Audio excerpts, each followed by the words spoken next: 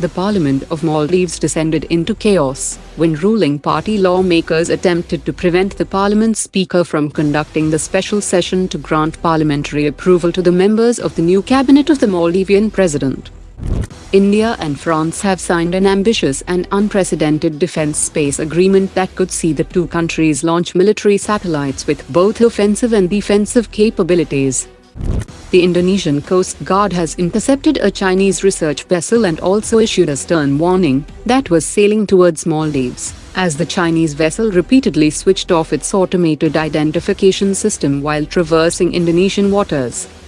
China and Nepal are all set to sign the implementation plan of the Belt and Road Initiative to undertake China-backed infrastructure projects in the Himalayan nation.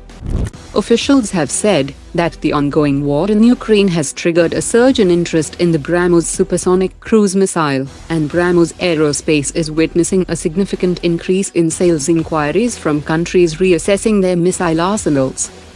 A 250-kilowatt indigenous AIP system will be integrated into the lead Calvary-class submarine in 2025, and it will be upgraded to a more powerful 500-kilowatt configuration for the larger Project 76 submarines. Pakistan Air Force has procured a new Saab 2000-based Erieye airborne early warning and control aircraft from Sweden that offers a detection range of up to 450 kilometers.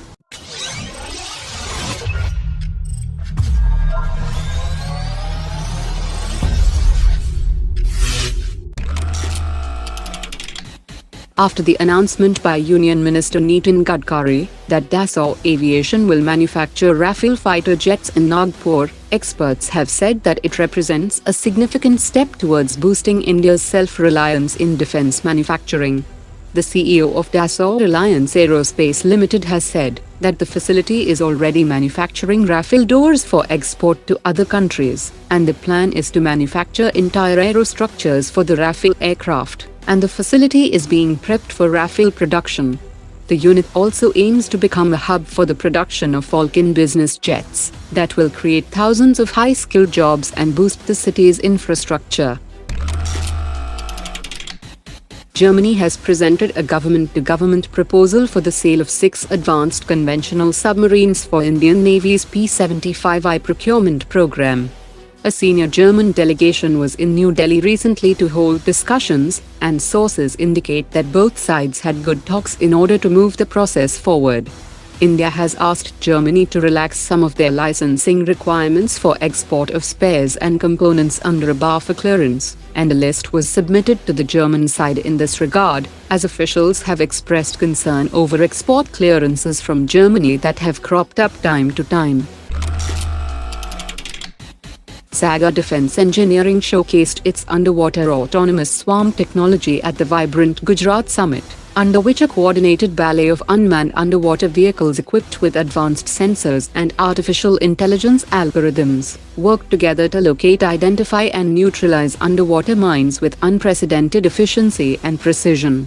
Saga Defence has said that the system is fully operational and is ready for deployment, and it can operate effectively in both open and shallow waters, adjusting their tactics and formations based on the specific environment and requirements like reconnaissance, surveillance, and anti-submarine warfare missions. Today's top 3 comments.